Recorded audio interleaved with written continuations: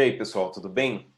Vocês sabem que uma das discussões interessantes que de tempos em tempos a gente tem é por que a gente utiliza esta forma de organização do Estado, isto é, com três poderes, com o executivo, o legislativo e o judiciário.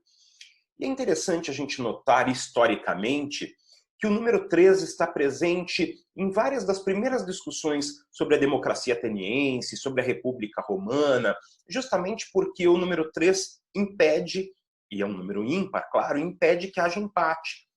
Então há a possibilidade de construção de maioria e, consequentemente, de saída de indecisões. Mas esse formato que a gente tem hoje é um formato pensado e escrito principalmente pelo Montesquieu. E o Montesquieu escreve lá no texto O Espírito das Leis sobre uma organização ideal pós-totalitária. Por quê? No momento anterior, os Estados nacionais se formam, principalmente na Europa, com a ideia de que um rei ou o poder real seria competente para julgar, para executar aquilo que a gente chama de governo e também para definir as leis.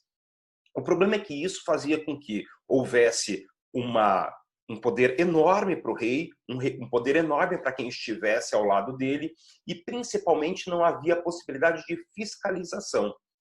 Isso causava ou causou aquilo que a gente vê no final do século, a partir do final do século XVII, que são as revoluções todas que vão até o século XIX definir isso que a gente chama de democracia liberal.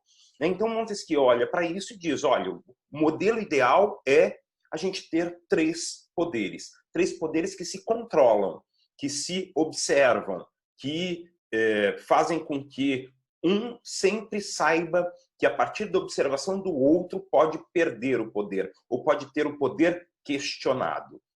Isso é essencial e é aquilo que a gente chama hoje de freios e contrapesos. Então, quando a gente olha para o modelo brasileiro, a gente tem o executivo, o judiciário e o legislativo, que se fiscalizam. Então, se o presidente comete uma irresponsabilidade, no papel do executivo, ele é fiscalizado tanto pelo judiciário quanto pelo legislativo. Os membros do legislativo, além de legislar, então fiscalizam, mas também são fiscalizados pelo judiciário e também podem ser questionados a partir da ação do executivo. Isto é, o executivo pode questionar e pedir para o judiciário julgar algum ato do legislativo.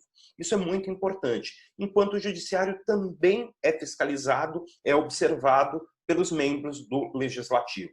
É essencial que a gente pense nisso como um grande equilíbrio. E claro que as crises existem.